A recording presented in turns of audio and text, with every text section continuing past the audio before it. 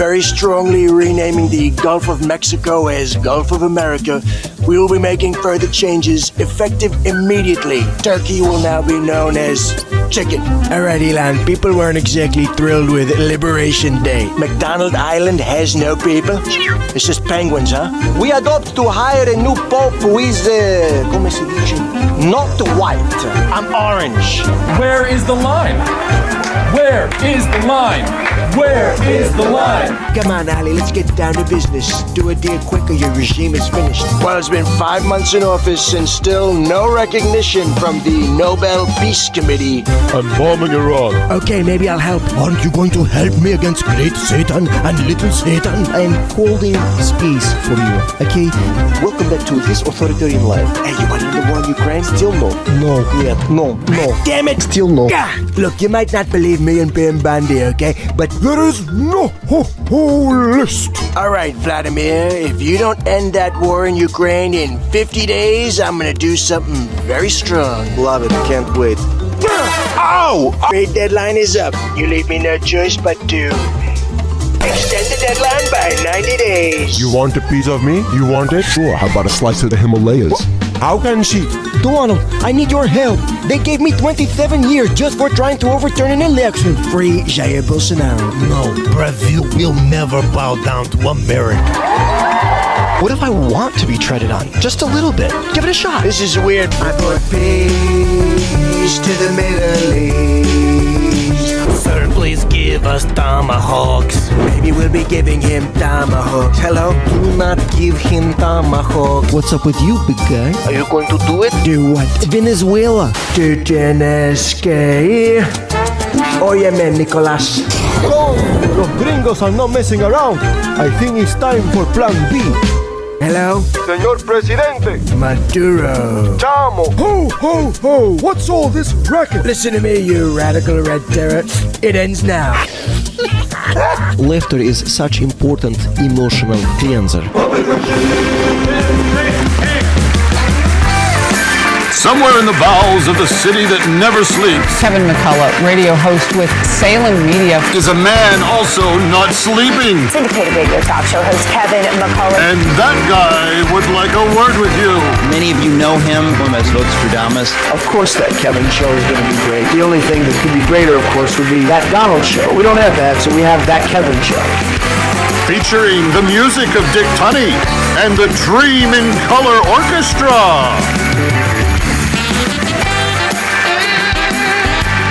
Straight ahead on this first edition in 2026, Hannah Anderson from America First Policy Institute on the corruption in the Somali, Minnesota region. Alex Marlow on the controversy surrounding Charlie Kirk. And Todd Chatman liberating Sudanese slave. Sketch comedy by Puppet Regime, Al Berry and the Babylon Bee, and Phil Wickham in the spotlight.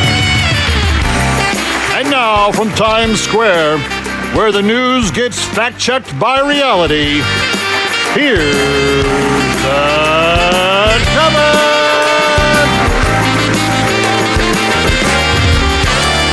All right, friends, welcome to the weekend, the first one of 2026. Welcome also to That Kevin Show. Very glad to have you with us as we kick off a great weekend for you, whether it's on Salem News Channel or BizTV or 500 radio stations across the country.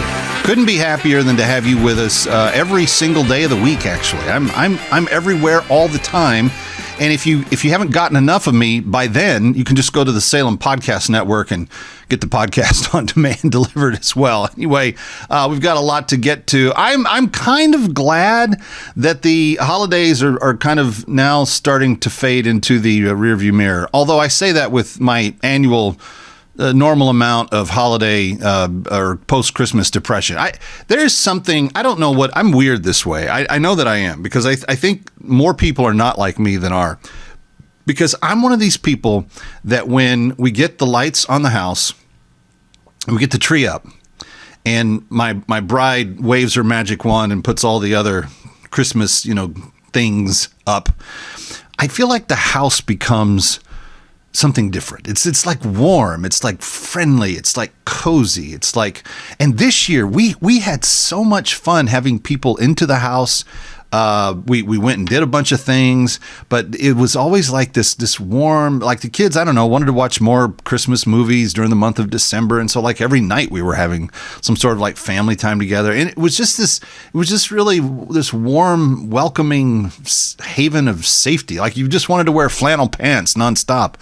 And this weekend, I'm pretty sure she's going to take the Christmas stuff down, and I'll probably get away with leaving the lights up for like another week, but then she's probably going to tell me to do that. And then it's just back to normal. And it's January, and it's cold, and it's freezing, and it's not warm at all. And I don't know. I'll figure my way through it. I always do. But I do love, I will say, when the weather starts to cool off in October and we start getting colder and there's a little nip in the air, a little brisk, and the Christmas music comes out, I just really soak it all in. I just love it. And this year we were very, very blessed to do more stuff in the holiday cycle than we've ever done before. And I want to say thank you to President Trump for inviting us to the White House, and Royal Albert Hall for having us over to London, and some of the other things that we did. It was a lot of fun. Anyway, glad to be here with you. Now, the upside about this is there's so much stuff that I'm going to have to report on in the days to come, because it's going to be crazy. Yes, the president in D.C. is going to try to get all of the rest of the country continued on the good track that he's gotten them on for the last 11 months. And here in New York, you're going to have the guy in the mayor's office doing the exact opposite. And he only took office like a couple of days ago, and he's already screwed things up pretty badly. So you know that the city has like this official like top legal position in the city's bureaucracy, the top legal. I don't know if it's a DA or AG, but it's like that kind of position for the city itself. And you know who he put in charge? Guess who he put in charge? Someone asked me who he put in charge. Go ahead, ask. He put the guy that was the defense attorney for the 9/11 killers. Yep. The 9/11 killers defense attorney. That's who he. Yep, that's who he put in. And so, but he's not. He doesn't want us to think he's an anti-Semite, though. Just because he defends and promotes terrorists, we're not supposed to think that he's an anti-Semite. Of course, then on Friday he took away the anti-Semitic protections that the previous mayors had put into place, helping to protect the Israeli population of New York, which is it's the largest Jewish city on the planet. And sadly, a number of those people voted for this person. But at the end of the day, he doesn't care about them. So he's stripped, just executive order. Bye-bye anti-Semitism protections. And I'm not sure about you, but let me ask if you have like an initial reaction to this. Because if I just told you those two things alone, he's only been in office a couple of days, and he puts the 9/11 hijackers defense attorney in charge of the legal processes for the city, and then he strips the Jewish people of the anti-Semitic protections that other mayors had thought were important to help make the Jewish folks of New York City feel less targeted, less vulnerable.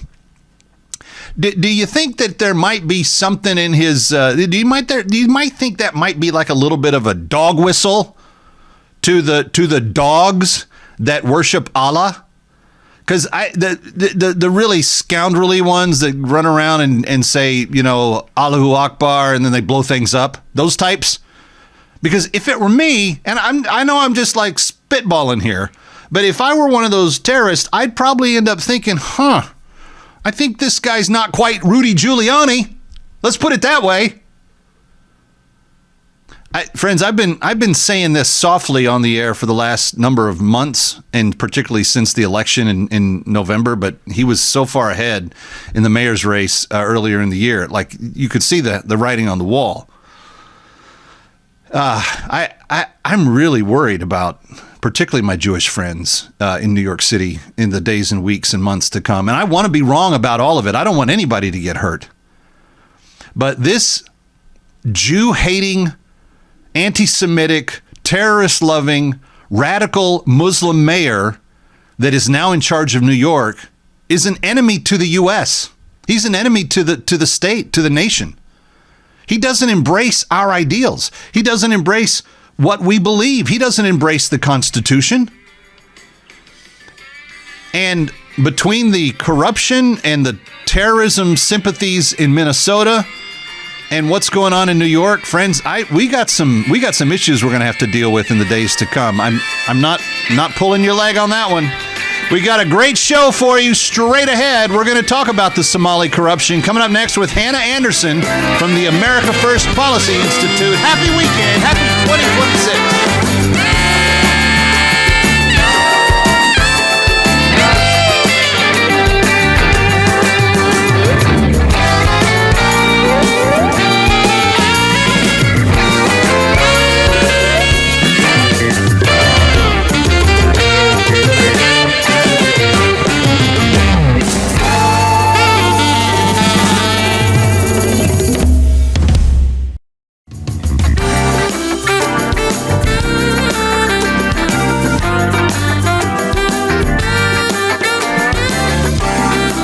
Back to that Kevin Show with Kevin McCullough. Welcome back to Times Square. It's That Kevin Show, thatkevinshow.com. Very glad to have you with us, and very glad to welcome back Hannah Anderson, who's the director of the Healthy America Policy and Senior Director of Policy for America First Policy Institute, one of our favorites that we have around here. Hannah, happy holidays, Merry Christmas. Thank you for hanging out with us on the in-between.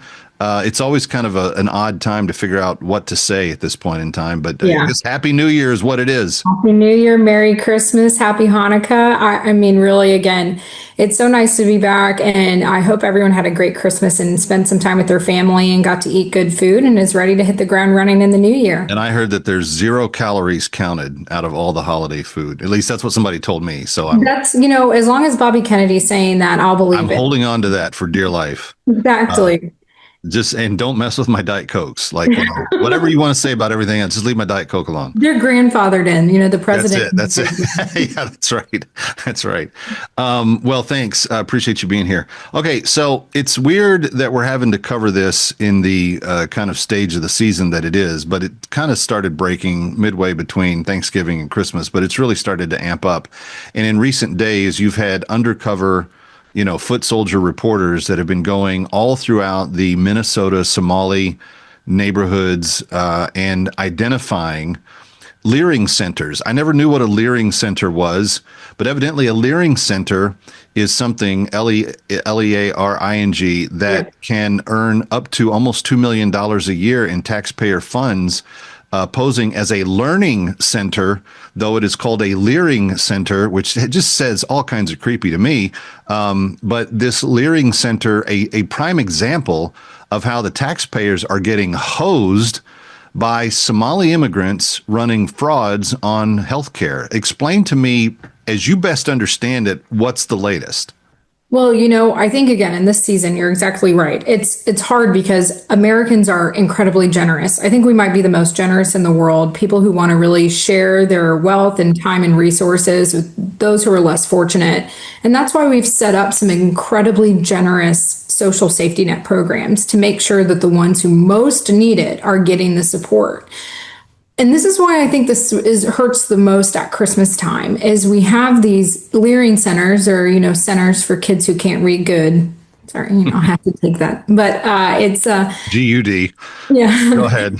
And it's so sad that, these are funds that are dedicated for really needy children or people who need after school support and care, or people who need extra assistance on Medicaid, like poor children. And those funds are being taken advantage of by people who are, again, were let in the country on an extremely humanitarian, generous basis, and are now exploiting the same resources that are supposed to be dedicated for American children. So it's horrendous. I mean, I don't know if you saw the latest, but they did a $18 billion bust of about 14 different Medicaid programs in Minnesota. And I know these numbers seem really large. So just to put it into context, $18 billion Now, the state of Minnesota has about 700,000 children on Medicaid, and they cost the taxpayer about $4,000 a child.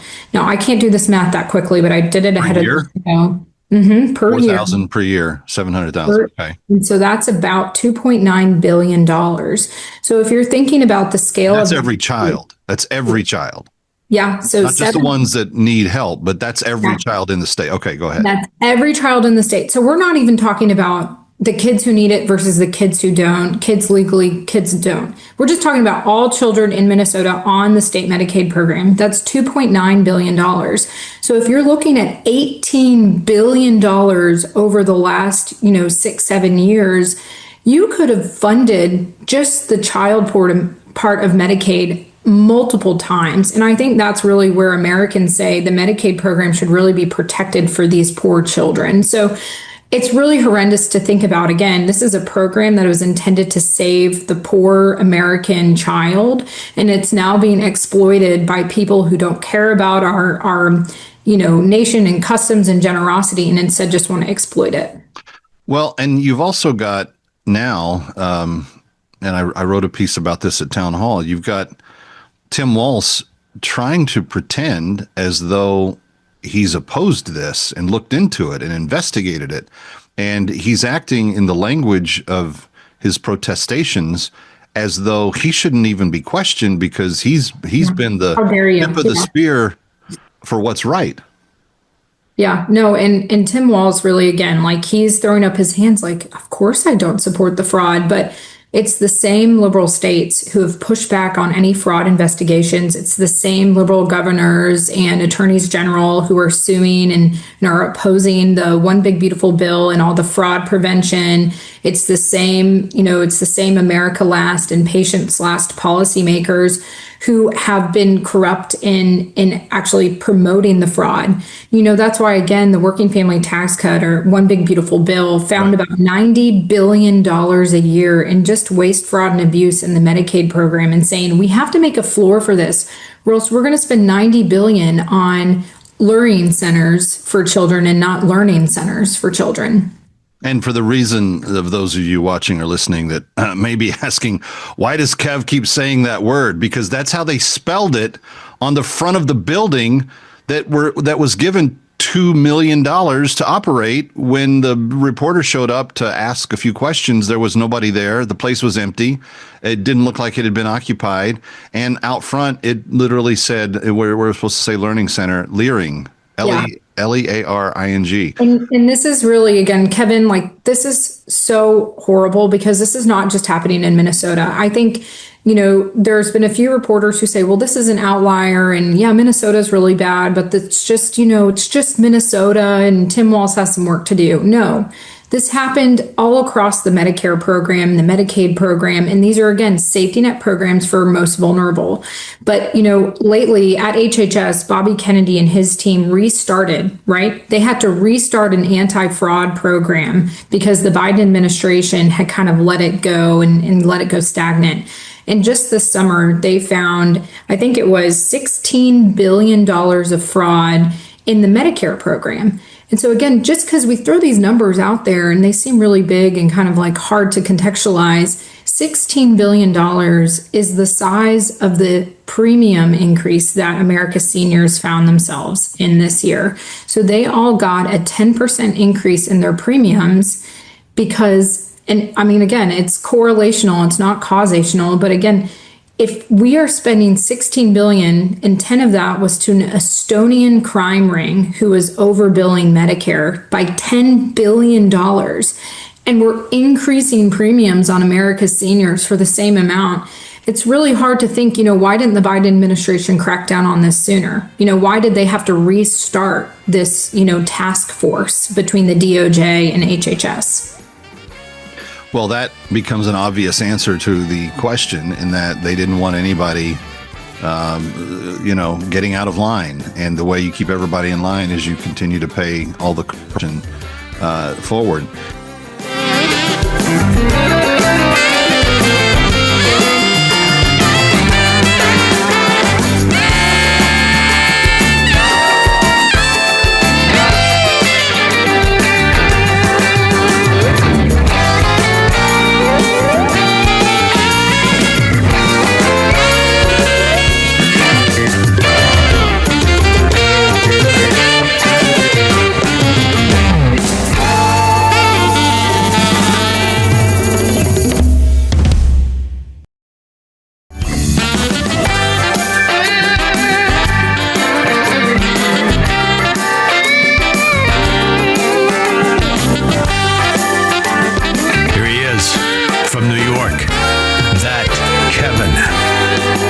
McCullough. Welcome back. Kevin McCullough, glad to have you with us. It's That Kevin Show. ThatKevinShow.com for everything related to the show, including the podcast, commercial free. You can also get the television show, the columns, my whole new emphasis going into the new year about what it means to elevate society and what we need to do that and to create some actual elevated tastes and conversations and goodwill towards one another. I think there's a lot that we can do to change the world. If we each kind of own our own part of that, you can find all of these things at the website, thatkevinshow.com. Hannah Anderson is back with us from America First Policy Institute. Hannah, a lot of times when you and I speak, we are kind of talking about the bad stuff, the Somali fraud, all the things that go wrong. But the big, beautiful bill, and specifically MAHA, Make America Healthy Again, have some pretty ambitious, nice, healthy, good things coming in 2026. So let's turn the page and get to the positive side. What are you most excited about that has been accomplished or will be being implemented as we flip over the calendar? Oh, I'm so glad you asked, Kevin. And really, I love the renewed focus on the patient. At AFPI, we're all about patients first. How do we help patients take control of their health? MAHA, and how do we help take patients get control of their dollars? So like what the president's been talking about. Right. And really, January 1st, all of these provisions that tie those two hand in hand go live. And so I think the one that I'm most excited about, which is again, why the president wants patients to get more control of their healthcare dollars, because it also reduces the fraud. It all goes back to like all this fraud we're seeing is because there's no patient voice in the conversation. We will see January 1st, patients get more control of their healthcare dollars. And one provision that I've been working on as a health policy staffer for years is called direct primary care. Now, a lot of times when you go see the doctor, they can't see you or you have to wait 3 months or whatever. It's because they're getting about $3 from your insurance when you go in to see them for a primary care checkup. This actually lets you use your HSA. So if you're in a high deductible plan, which 55 million Americans have, and get an HSA, you can use your pre-tax dollars to pay a subscription fee to a doctor. So I have a DPC doctor and I can text him. I say, hey, I think I might have the flu. Can you send in a Tamiflu? Hey, what's this, weird thing that I have, on my face? I don't know. But I can text him. And that's not something that a lot of folks support in their primary care practices right now, because if you text your doctor, they're not getting paid for it. My doctor's getting paid $75 a month. And now because of the One Big Beautiful Bill, I can now use my HSA to cover that. So I know that seems really small, but this is also going to let your employer. So if your employer wants to give you a subscription to your doctor for $75 a month to talk to them 24/7, they can do that. And they're no longer entangled by stupid bureaucratic red tape, because previously they've called that a violation of tax law if you pay your doctor $75 a month. That's crazy. So that's one of the biggest things that I think a lot of people are excited about, because it also helps our primary care workforce shortage. If now your doctor, instead of getting $3 to talk to me, is getting a sustained $75 a month to talk to me. Well, and the bottom line is giving the consumer more control of cost. If you have $700 from Dr. A, you can go to Dr. B for $50 or whatever your choice is. But the utilizing of health savings accounts to fund it all, this is going to have a competitive effect in a healthy way on the delivering of healthcare to the American people.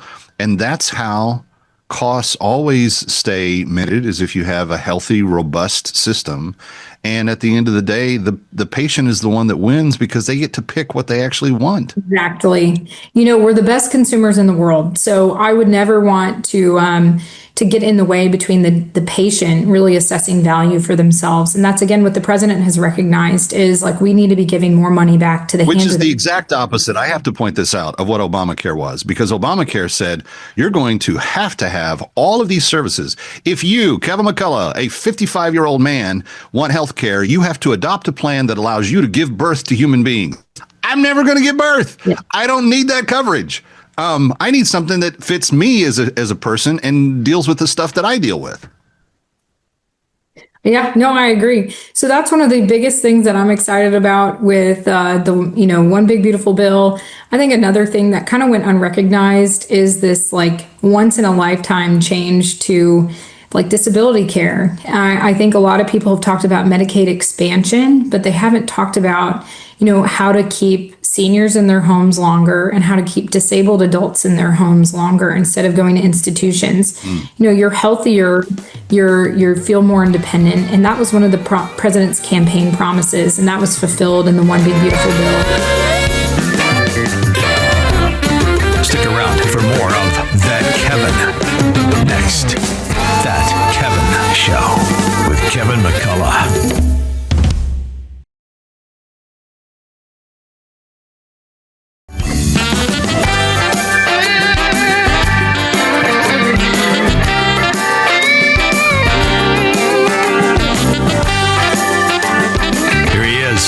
From New York, That Kevin McCullough. All right, so glad to have you with us. We are celebrating this year, this holiday season, this Thanksgiving, this Christmas, this New Year season where and by the way, we should celebrate those all the time. We should be thankful all year long. We should be celebrating the Advent, the coming of Jesus all year long. And even thinking about New Year, why wait till the New Year to do new things and to try new things? Like, why not just continually put yourself on a lifestyle path that says, yes, let's continually renew and make new again. Todd Chatman is back with us from Christian Solidarity International, and I'm speaking specifically, Todd, of our efforts to get slaves liberated and see them go from death to life. That's what we're doing this year, and I couldn't be more excited about it.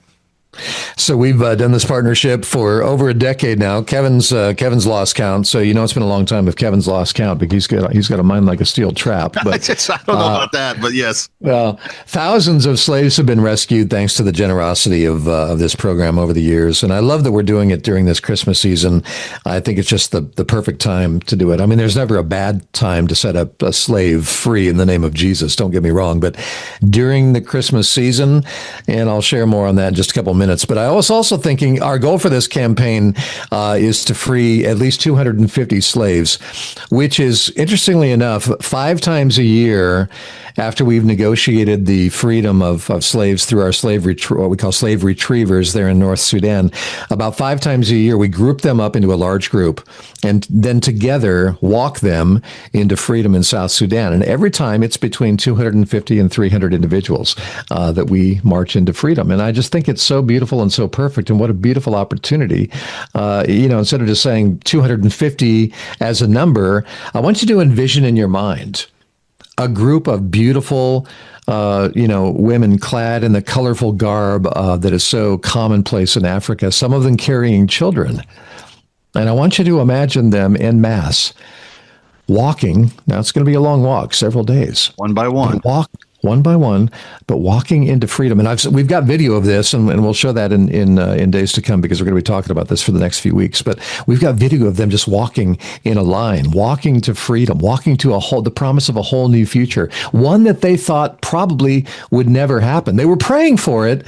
But look, you maybe have been there in your life when you're going through a rough patch and you're just like, Lord, can you please, when's this going to end? And, maybe after some weeks or months or even years, you feel like, well, I guess it's never going to end. That's where these women have found themselves. Many of them taken captive as children, don't even remember their life in freedom. All they have known is captivity and abuse and beatings and silence and loneliness and isolation and hurt and pain and suffering, and the list goes on and on. Can you imagine being the person that gives to them the ability to join a line of other women who have endured the same thing that they have? And now together they're walking into freedom, walking into a life they never thought was possible for them. Wow. I mean, is that an incredible Christmas gift that you can give to another human being right now? That's what we get to do. And I don't know, Kev, when I say that, I don't even care what the price tag is on that, honestly, because that's such a beautiful picture of, number one, God's grace, right? What God calls us to do and has already done for us, but also a beautiful opportunity of, I think, what every person listening to me, when we stand before our Lord God one day and we make an accounting for our life, wouldn't you love to be able to say, God, I just tried to show your love to people in every way I knew how. Yeah. And God will say, including that slave that you freed. Don't think I didn't see that. I saw it. Boy, what a beautiful gift you can give to them. You can give to our Father. You can give to yourself when you join us today. 888-342-1010, 888-342-1010. I love what we do with Christian Solidarity International, Todd, and I tell people about it everywhere. I annoy people about it. We're sitting waiting for an airplane at an airport, trying to get home from a media trip a few weeks back, and the guy was sitting next to me. He was reading something about Nigeria, and we've all seen the horrific headlines coming out of Nigeria. By the way, Christian Solidarity, very deep into the Nigeria issue and working to liberate those people as well. A whole different operation than what we're doing in Sudan, but something that is still very much on the radar. And thank you to the rest of the world for finally catching up and noticing what Christian Solidarity has been trying to point out for a long time. But we were talking about it, and I said, yeah, I'm familiar with a group that's working there. And he said, well, how'd you come to know him? And he didn't know me or anything about me. I said, well, you know, I'm on air and I advocate for some people. And I said, we're actually setting slaves free. And he was like, what? Like he couldn't believe that, you know, that slavery was going on. I said, yeah. I said, actually, almost 160,000 slaves have been set free. And as I was telling them how to do it, he's like, hey, do you have a phone number or a contact website or something I could do that with? I said, yeah, it's 888-342-1010. You want me to write it down for you? And he was like, yeah. He goes, I want to be part of that. I think this time of year, friend, if you're listening and you're saying, yeah, you know, the world's not perfect. We just elected a mayor that's going to be off the reservation in New York. I have no idea what it's going to turn into, but I don't want this season to be all about that. Like I want to start the new year worshiping God and thinking about how I can make a difference in this world. A very simple first step to do that is to liberate a slave. I think that there are so many biblical benefits to this. I think there's so many like obedience things that you're kind of checking the boxes on when you do this, but you're also preaching the gospel. If you set a slave free from evil, from captivity, that's a picture of what God sent Jesus to do for you. And you don't even realize that your life is symbolizing and living out a picture of the gospel that may even bring people to saving knowledge of Jesus Christ. But even if you didn't do it for any of those other reasons, the fact that one of these women who has been since a child abused on a ritualistically daily basis, where even the wife of the slave master abuses her because she's jealous that the slave master wants to rape and assault the slave and not pay as much attention to the wife anymore. We don't even think about all the layers of this. But this woman that we are liberating has had nothing in her life except pain, abuse, abandonment, beatings, sexual assault, being verbally accosted. But you can go to bringherhome.org, bringherhome.org, bringherhome.org, or 888-342-1010, 888-342-1010. And let's make this an incredible holiday season.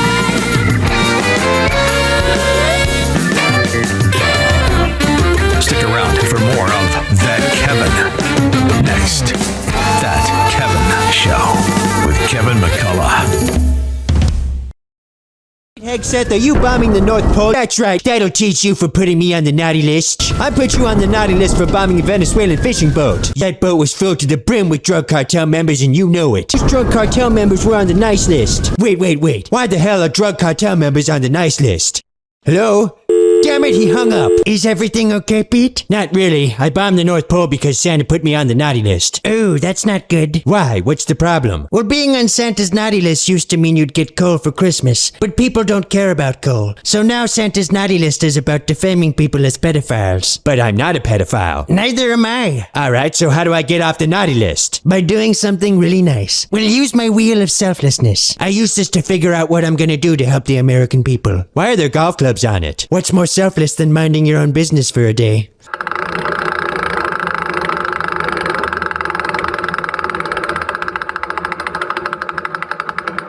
Ooh, Ooh, we got tariffing China. I'll call Xi and let him know. Donald, I don't think more tariffs will get me on the nice list. What if we just delivered the presents for Santa this year? That way he'll have time to fix the North Pole. I love that. Come on, I have a flying sleigh in the East Wing. We're not delivering presents to Somalians, Pete. They don't deserve Christmas. Hey, we're flying over Venezuela right now. Here's your gift. Just...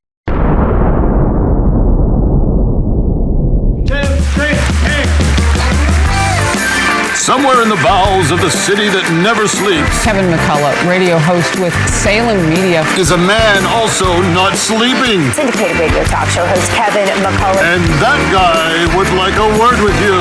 Many of you know him from as Nostradamus. Of course that Kevin show is going to be great. The only thing that could be greater, of course, would be that Donald show. We don't have that, so we have that Kevin show. Featuring the music of Dick Tunney and the Dream in Color Orchestra. Still to come, the Charlie Kirk, Candace Owens, and Tucker Carlson controversy with Alex Marlow. Plus, Phil Wickham back in the spotlight.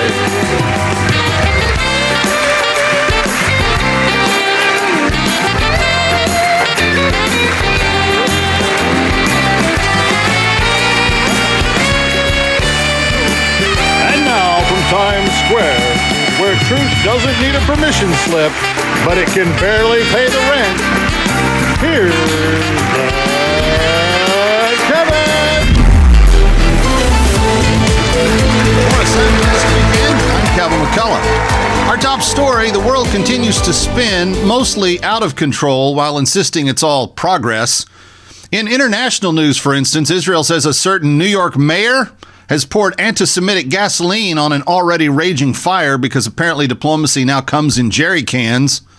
The defense was swift, saying, I didn't light the match, I just revoked the extinguisher. Back home, the FBI stopped an alleged ISIS-inspired New Year's Eve plot at a North Carolina grocery store. Authorities say the suspect was radicalized online, proving once again that the most dangerous aisle in America isn't frozen foods, it's Wi-Fi. At a university in Oklahoma, a teaching assistant was fired after failing a Christian student, allegedly for believing Christianity. The school insists grades are faith neutral unless your faith is Christianity, in which case, please see campus counseling right away. Meanwhile, a citizen journalist reports Minnesota fraud so large it now requires its own area code. Internationally, Venezuela's strongman says he's ready to make a deal with the U.S. Oil for drugs, drugs for oil, and everyone pretends this is new. In sports, a Packers quarterback announced that his baby is on the way, proof that even in a rebuilding year, some teams still scored. And finally, at 68, Denise Austin still fits into her 1980s leotards, reminding Americans everywhere that discipline works, just not for most of us. We're Assignment Desk Weekend. I'm Calvin McCullough. Want to see me, sir? Yes, come in, Agent Johnson. Have a seat. It's my understanding that you successfully infiltrated the domestic extremist terror cell. Affirmative, sir. It was one of the most harrowing assignments of my storied career. I've never seen anything like it. Frankly, it was terrifying. Why don't you go ahead and debrief me on your findings on Operation Steeple? I arrived at the terrorist group's secret base of operations at approximately 1000 hours. Even before I went inside, it was clear that their goal was to spread their radical ideology of hatred. The moment I stepped inside, a member of the terrorist cell frisked me for weapons. They then attempted to poison me. Likely some sort of cultic mind control Kool-Aid situation. I took note of the room. Extremist literature was being sold. Acquired some of it for our investigation.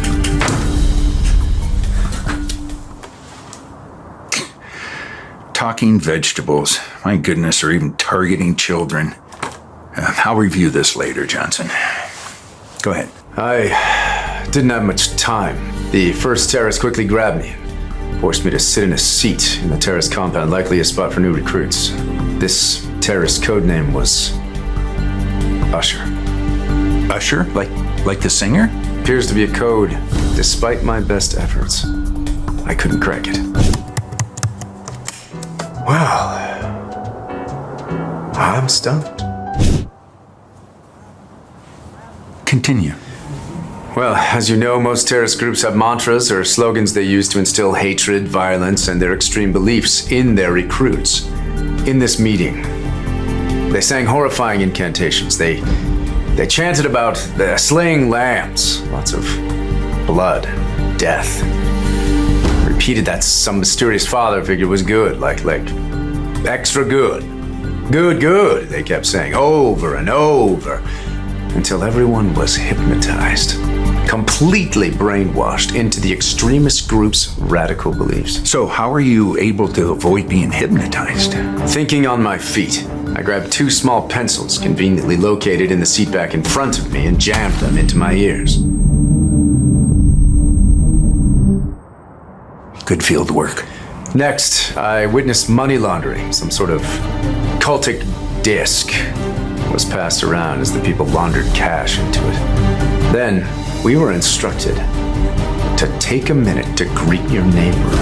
Luckily, I had prepared for this, and I knew the secret greeting so as not to be exposed as a spy. Then, we hit pay dirt. The head of the organization announced all their upcoming terror attacks. Something called a bunko night, a food drive, and even something codenamed a potluck. I don't even know what that is, but it sounds awful. I haven't even told you the most terrifying part. The terrorist leader then gave the extremists their marching orders, reading from some sort of manifesto. He used violent code words and encrypted dog whistles, saying things like, God so loved the world, and if you simply accept Christ into your hearts, you will be forgiven of your sins. This is worse than 9/11. Yeah, I hate my job. Well, good work, Johnson. Continue to work undercover and dig deeper into this extremist terrorist group. Yes, sir. We're already gathering intel on another bloodthirsty, savage group of domestic terrorists. That'll be your next assignment. What would that be, sir? Have you ever heard of a homeschool co-op? Light in the distance, and if you listen, you'll hear it calling your name. David! Come on, let's go! I'm just a shepherd. But deep down, I know I can take on the world!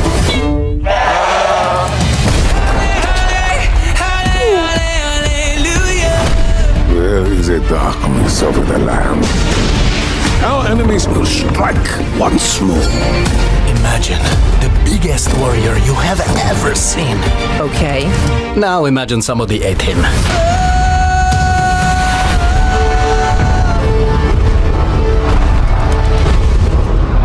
Remember when I told you God had big plans for you? You will serve us. They may have been bigger than even I thought.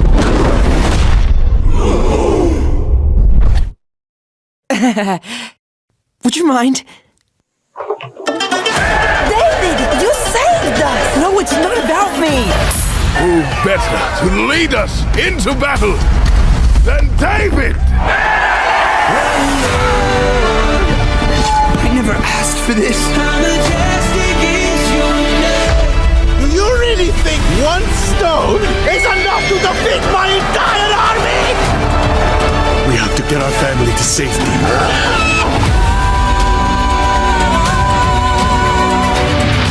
This is all my fault. The people are divided, David. I am trying to reunite us. Is your name?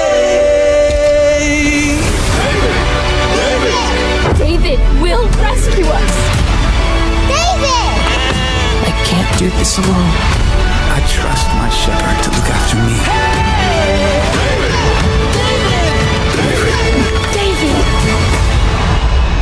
Where are you going? To bring our people home.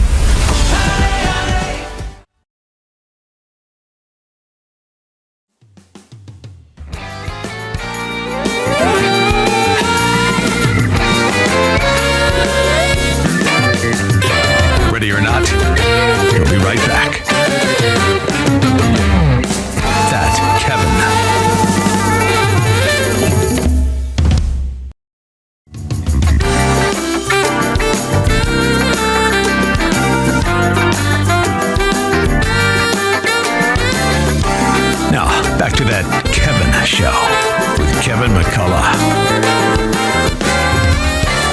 Welcome back to Times Square. It's Kevin McCullough, That Kevin Show, thatkevinshow.com for all things related, whether it's the social media or the town hall column or the TV show or the podcast. We love it. Just come and see us there. So grateful. It's a very kind of fun season at Salem Media these days because there's three of us that have kind of been shuffled around into new positions, and I was just one of the three that have been added to the radio network in kind of a bigger way. But my next guest is someone who has just, even since I happened a month ago, has had the same thing happen to him. His name is Alex Marlow. He's the head of BreitBart, and he rejoins us here at Kevin McCullough. Alex, it's good to see you. Kevin, always nice to see you. You're always so kind to me, and you do such a great job behind the mic. Well, I got this email from you that talked about how all the other hosts had you on so much, and I was like, man, I am not pulling my weight. So I wanted you to feel the KMC love too. Yeah, this is tough. I had to do the company-wide thank you because it was appropriate. Yeah. And there are so many people who I built personal relationships with. And here's the thing is I like everyone else. But Hugh has had me down the studio and showed me the ropes, and Larry Elder I've known since I was a teenager. Yeah. And, Dennis Prager, I mean, my entire 20s was Dennis Prager, my ear the entire time. And so it's just one of these things where, Kevin, you're amazing too. I love Gallagher. I love a lot of you guys. You guys have all been so great to me. I mean, but it's funny when I met Dinesh D'Souza, who's a podcast host with us at Salem, when I was a junior in college, and this was before I met Andrew Breitbart, who gave me everything. Oh, wow. So it's just, there's so many stories that I have because I've been in this movement for so long, but I have deep respect. Well, I don't think any of the young bucks at the company have risen in the ranks without at some point in time subbing for you. So it's it's one of those things. He's really taken it upon himself to try to identify the under 40. Well, he wrote about that in one of his books, actually, how all of us that are in the communications game need to keep looking for talent on the other side and growing it and encouraging it and kind of helping it flourish, because none of us are going to be here forever. And as Dennis and Charlie's stories live in our mind very presently, it's something that we need to be serious about. So I appreciate all that. Let me get into something. I haven't talked about this next topic on any of my platforms. I've debated whether or not I should, because I don't like the circular fire element. But I feel like in 2026, we have an opportunity to kind of wipe the slate clean and start with some new vision and some new things. And one of the things that, as I am praying and kind of dealing with my faith on a daily basis, that God's been impressing upon me, is that we need to get back to this idea of elevation of thought and speech and communication and people skills and proficiencies. And maybe it's just the humility of the new demand that I have at my feet every day. Maybe you feel the same way about it. But I don't want to take this season of opportunity to do really good things and to squander it. And what I've seen in the last, 5-6 weeks with the post Charlie Kirk activity of the center right movement has been extremely discouraging to me. And when I see people like Tucker and Megan and Candace and Erica and, all of the TPUSA people kind of getting sucked into this vortex, I'm like, is there any way that we can stop this from going any further? That's obviously going to depend on the people involved. But from where you sit as kind of the CEO of BreitBart and looking at what you guys are doing there in print and now in your broadcast and podcasting arenas and audiences, what are you sensing about the damage or not that this dust up and this kind of disagreement on things, whether or not it's Charlie's death or Israel or any of these things, what kind of impact do you think it's having on the movement as a whole? Highly negative. We're wasting a lot of time. It was an amazing year for conservatives. It was probably the most productive year of my life. I've been on this earth just about 40 years. It'll be 40 years in a few weeks. And I've been in the conservative movement since I was a teenager. And this is been probably the most productive year, and you wouldn't know it at all from the way things are winding down, the way we're discussing it amongst ourselves. We've achieved so much. So that's already a loss right there. And if you go case by case, there are so many people who I would not give a great grade to in terms of the way they handled the aftermath of Charlie's death. There's some really obvious ones. The Candace Owens lighting herself on fire and just completely destroying her credibility amongst conservatives is disappointing, but she's certifiable. So it's okay with me that's happening. But I do think a lot of the people who have raced to condemn her and to condemn Tucker and to condemn Megan, I don't think they look very good either. I've been critical of Ben Shapiro, who I think comes off as incredibly sanctimonious when he talks about these things, even though I find myself agreeing with him on the vast majority of points. I don't love the way he's delivering it. Mark Levin is a friend of mine. He's a mentor, and he's right about the vast majority of things. But, him just torching conservatives online, I don't think ends up helping. It's like, I agree with a lot of the points he's making. I still think it ends up helping. And then there's some other folks in there, like, Megyn Kelly tweeted just this morning that Mark Levin doesn't like Christians. I know Mark Levin likes Christians. I'm a Christian. Mark and I are friends. He's helped me a million times. You're on the same station in L.A.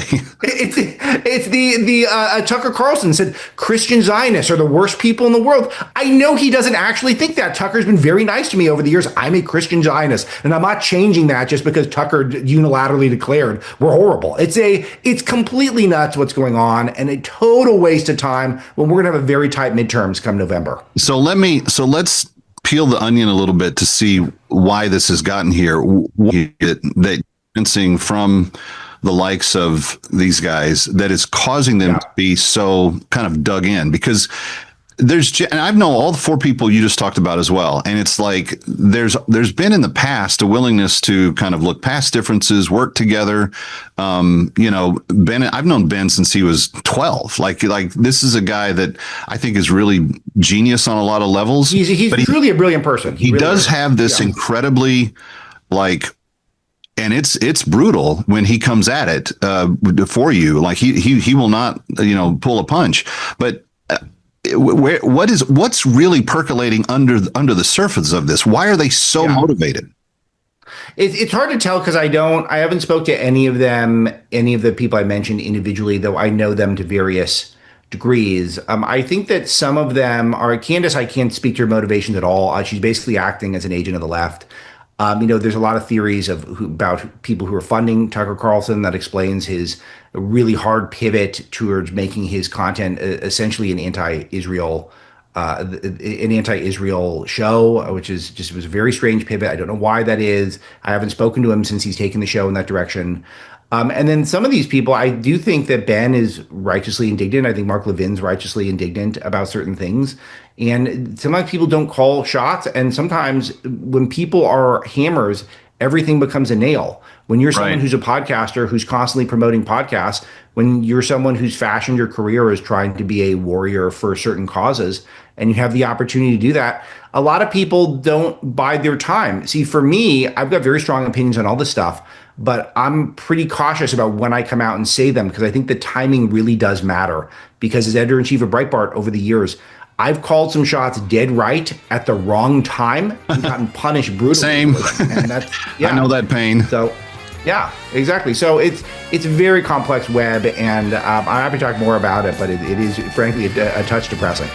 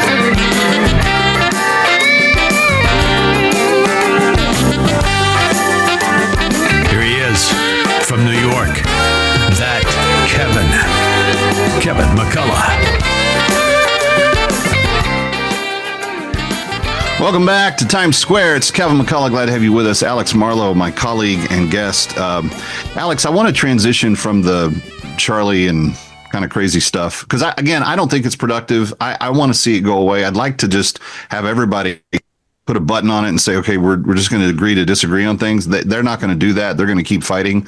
I think the rest of us need to figure out how to elevate beyond that. But one of the things that I think is helping people do that is your new book called Breaking the Law. You're getting a lot of really positive things happening from this.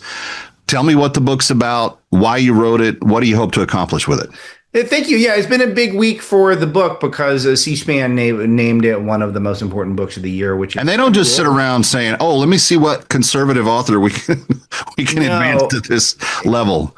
Yeah, it's incredibly noteworthy because it's very hard to get these books promoted. And I'll tell you that they're a lot of work. It's the hardest thing I do in my portfolio as a media person, as a commentator, and doing hits like these and doing podcasts for Salem and now a radio show and editing BreitBart. The hardest thing I do is write books. It's also the hardest thing to market because it's a very competitive environment. The establishment media doesn't want to cover it because the revelations in the book are explosive. And then the conservative media doesn't always want to cover it too because they don't get to wet their beak on it. It's just purely sort of, they view it as a favor, which is not true. I'm trying to help the country with these things. It's just way too much work to not have that be the goal. But yeah, well, I wrote the book because I think I've unearthed what is the scandal of the century, which is that Joe Biden's legal system, be it the DOJ, the FBI, his own White House, coordinated with what I call the lawfare superstructure, which is this constellation of funding and entities and bar associations and law schools and judges, all of them coordinate together to try to subvert our democracy, to try to rig the 2024 election by either putting Trump in jail or bankrupting him. I trace evidence to the White House in all 6 of the major cases against President Trump. And there's been very few people held accountable. Jack Smith is getting investigated. That's great. Tish James is getting investigated. That's great. But there's a lot more that needs to be done because this was the biggest effort I've ever seen to undermine the American people's ability to choose their own president. Why do you think Trump hasn't gone harder after those enemies who were, I agree with you, entirely politically motivated, and tried to subvert actual legal processes to prevent not Trump from doing something, to prevent the voters from getting the choice that the voters wanted in their decision? Yeah, and that's the exact framing. That's my exact framing, and that's what I'm a real true populist at heart, and that doesn't mean that I'm a blue collar guy who swings a hammer for a living. Like that's not what I do. But I really feel a deep connection with the people. I always have a BreitBart News and a skepticism of the elite. This is turning over our election system, our democracy, to the legal elite. Who wants to do that? This is a crop of left-wing, overeducated people who have done a lot more harm than good to this country. And we just are allowing them to control our legal apparatus. I'm sure our electoral apparatus right now. It's a total outrage. It looks like a lot of investigations are starting to take place. I've laid out about a dozen in the book that I think are worthwhile. Immediately we got movement on a couple of them. So I do feel pretty confident that the Trump White House is doing what they can, but they're incredibly busy, and I do welcome the opportunity to put the pressure. I lay them all out. I've got articles at breitbart.com where I label some of the people who need to be looked into. But one of my favorite ones that's really important is the Alvin Bragg case with Juan Merchan, the Stormy Daniels case. This case was the one that ended in the 37 criminal convictions. It was one of the worst cases, I think. I think it was one of the most egregious examples of lawfare in it. And a ringer came in from the White House, a guy named Matthew Colangelo, who's the number 3 guy in the Justice Department under Joe Biden, came in to seal the deal on that case. He took a much lower job, much less prestigious job. This reeks of White House coordination. It's just one of the clear examples. Yeah. They really brought in a guy to finish it off from the White House. And I find that to be completely insane. And no one's investigating it as far as I can tell. Well, even if they didn't, ultimately survive, what it gave the left and the Kamala Harris team, and before that, the Joe Biden team, the power to do is to run around and call him a felon for a few months. That's right. They did it. And it's kind of the Bill Clinton mentality. You tell a lie long enough, it becomes the truth to enough people that it just has this impression. Even to this day, I get emails from people saying, how can you support, a law-breaking felon as president? The truth is, I had, during that time on my show, I had some of the most well-known criminal defense attorneys in New York City on the right and left. All of them thought that case was garbage. All of them thought it would have been thrown out under any other circumstances. And yet it proceeded as though it was just, sanctioned and ordained by the legal system to do so. And nobody called out the judge. Nobody called out, not having to have even an agreement on a unanimous verdict. Stick around for more of That Kevin. Next, That Kevin Show with Kevin McCullough.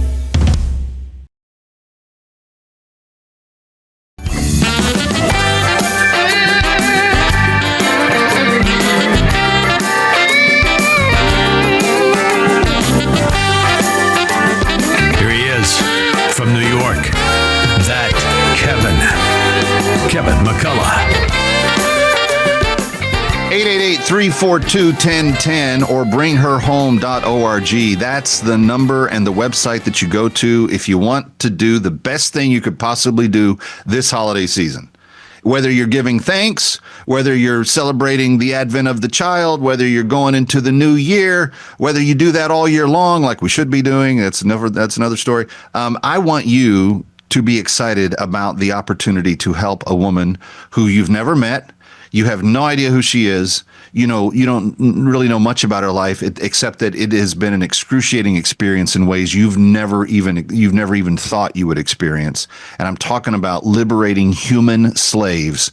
Kevin McCullough is my name. Glad to have you with us. Todd Chatman is also with us from Christian Solidarity International. And Todd, I think about why we love this time of year so much, and it's all the good feelings. It's the packed table at Thanksgiving. It's the stockings hung by the chimney with care in the Christmas cycle. It's all the family and the love and the warmth and the good stuff that comes in. The people we're talking about, many of them are Christian women who have been disallowed from even thinking, talking, singing, praying to the God of the Bible or thinking about the birth of Christ for the number of years they've been in slavery. In fact, they have been forced to adopt Muslim names. They've been forced to adopt a practice called female circumcision, which I don't want to get too graphic on the air, but it is basically the mutilation of their own genitals. And at the end of the day, it's not a sanitary place where they're told to go do it to themselves. And the abuse that these women have taken, just on the abuse level would be one thing, but then to be denied the right to publicly acknowledge their Savior, these are all part of the gifts that we give back to them this Christmas when we liberate one of them. Yeah. Yeah, and you do that by going to bringherhome.org. That's a special website that Kevin set up a few years ago because we have such a long-standing partnership working together. And Kevin, I just got to tell you, we're so grateful for your advocacy, for your passion on behalf of the women and children that we are seeking to liberate. You've just been such a huge It's important to mention that because the children are a new thing. Just a few years ago, they weren't allowed to be released. The slave masters were very selfish and said, no, only the women goes. But CSI has gotten so good at being able to talk to these people and to convince them that we've started to get some of the slaves' children to be able to be released with them. And Todd, in all honesty, that may be the only thing that is part of her life that's truly hers. The clothing, the place where she's been laying her head, none of that belongs to her. They barely feed these women. This child, and you'd think, like, we're so backwards in the West, we think, oh, well, if it was a conception of rape or assault or something, they probably don't want the child. No, these moms love their children, and they long to have them with them. Well, sure. And they also know that if the child is left behind, they've already seen what's going to happen to that child. Do you think that child has any value to that slave owner? No, there's no value there. That's not part of the desire to keep them. It's simply coercion and power mongering and evil, right? That's why they want to keep these kids. And so, yeah, we're very grateful that God has opened the door for us to be able to do that. And, from an investment standpoint, oftentimes you free the mom, you bring a child, you got a bit of a twofer for freedom going there. That's a beautiful thing as well. But we're so grateful for that. And I just, I think I was saying this before, I just think this is the perfect way to celebrate the Christmas season, because think about what Christmas means. What do we celebrate? We don't celebrate all the material, garbage that's been attached to Christmas. I mean, that's fine. We give each other gifts, but even that has kind of gotten lost. Why do we give gifts? Well, we give gifts because the wise men came and they bestowed gifts of gratitude and praise upon the Son of God who came to earth. Why? To liberate us, right? So it's really liberation that this season is all about. And that's why it's such a perfect time for you to join in what CSI is doing, freeing these slaves, setting them free. It's what the Bible is all about. I mean, if you look at the entire trajectory of Scripture, captivity and freedom and deliverance is a big part of the storyline of the Bible. Not only physical slave, liberation and deliverance, but spiritual as well, right? And so, if you have been freed. And you're a Christian, you've experienced the salvation that can only come through Jesus Christ and his shed blood, then man, I don't know, Kev. I just feel so compelled, and the older I get, the more powerful that compulsion becomes. It's like I just want more people to experience freedom in Jesus, and I want more people to experience the incredibly good feeling that you get when you say, "Yes, God, use me to share your love in powerfully transformative ways with people not only in my circle here, but with people that I will never meet this side of heaven." Yeah. That is so incredible, and that's what you have the opportunity to do, friends. $250. I mean, come on. In the grand scale, and look, that's a chunk of money. I'm not going to say it's not. And for some people, that will be a sacrificial gift. But I also know that for many people, on any given month, we'll spend $250 here and there on various things, and oftentimes don't even really know where it went. But boy, when you invest that into CSI, you are going to know without a shadow of a doubt what that money was used for. It will purchase freedom. Physically, spiritually, emotionally, psychologically, for a mom and hopefully her child as well, in the name of Jesus. What a powerful investment during this Christmas season. Well, and completely without recidivism. So people have asked, well, if the slave is freed, is there a chance that they get re-enslaved? And we are ecstatic to be able to tell you that of the 160,000 slaves that CSI and people just like you have joined together to help liberate, none of them have been re-enslaved. And this is going on now 25 years. So I think we have a little bit of a track record to be able to say we're fairly confident that this is a permanent process. And Todd, I was thinking about what you were saying there. It's so right. It's so true. The Christmas story is about Jesus being the ultimate solution to sin, to evil, to death, and to those of us that were sentenced to death because of evil, which is all of us, by the way. Which is all of us. There's no one listening that has not fit that description. Right. That he provided that liberation. And friends, what a beautiful thing as you think about what you're thankful for this year and what it means for the child to be in the manger and to come and to bring you that. And the gifts from the wise men weren't just gifts to him. They were acts of worship.